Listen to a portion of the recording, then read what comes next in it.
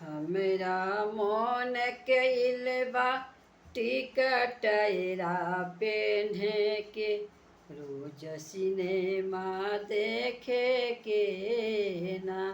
हमरा मन कइल बा टिकटैरा पेन्हे के रोज सिनेमा देखे के ना।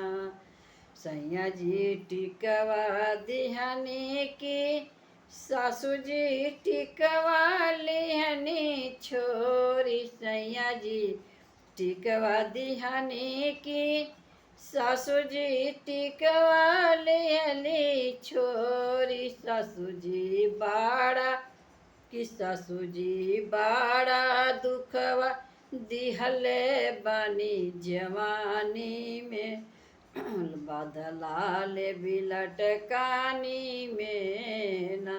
कि सासू जी बड़ा दुख दिहले बानी जवानी में बदला ले बिलट कानी में ना।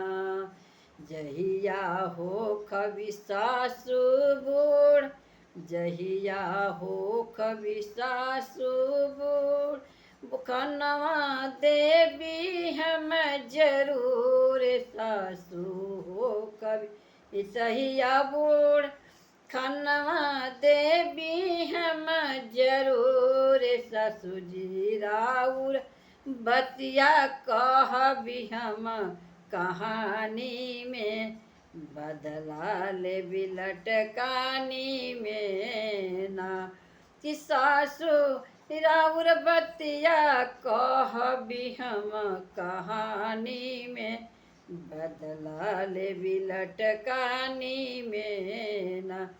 हमरा मन कइल बा टिकटैरा पेन्हे के रोज सिनेमा देखे के ना। सासू सैया जी टिकवा दिहले की सैया जी नथिया दिहले की गोतिनी नथिया लिहली छोरी। सैया जी नथिया दिहले की गोतिनी नथिया लिहली छोरी। गोतिनी बाड़ा दुखवा दिहले बड़ू जवानी में बदला ले बिलट कानी में ना। किस्सा गोतिनी बड़ा दुखवा दिहले बड़ू जवानी में बदला ले बिलट कानी में ना। सैया जी हमरा मन कइल बा टिकटैरा पेन्हे के रोज सिनेमा देखे के ना।